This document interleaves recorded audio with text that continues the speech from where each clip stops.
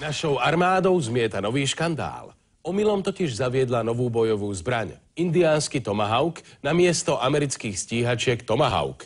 Stalo sa to nedopatrením, kedy si zodpovedný pracovník zle prečítal inštrukcie a keďže bol veľkým fanúšikom Winnetua, nakúpil v istej kanadskej indiánskej rezervácii Tomahawky do základnej výbavy každého vojaka slovenskej armády.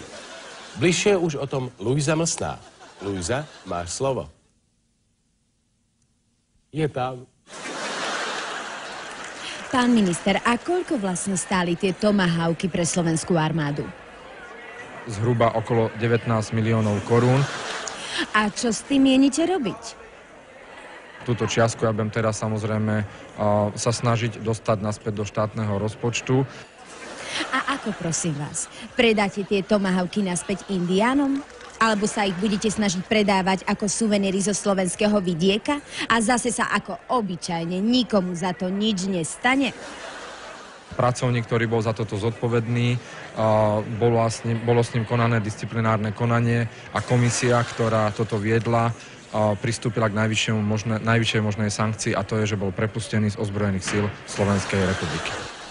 Áno, prepustený síce bol, ale vraj sa proti tomu odvolal s tým, že priniesol potvrdenie od kanadských indiánov, že Tomahawk je jedna z najúčinnejších zbraní a ako taká patrí k najzákladnejšej výbave každého bojovníka. No samozrejme, pretože komisia to rieši určitý čas a on využil zase tú možnosť, ktorú zo zákona má, ale my sme mu v plnej miere nevyhoveli a ja dúfam, že tento pracovník sa nezamestná v štátnej správe Slovenskej republiky.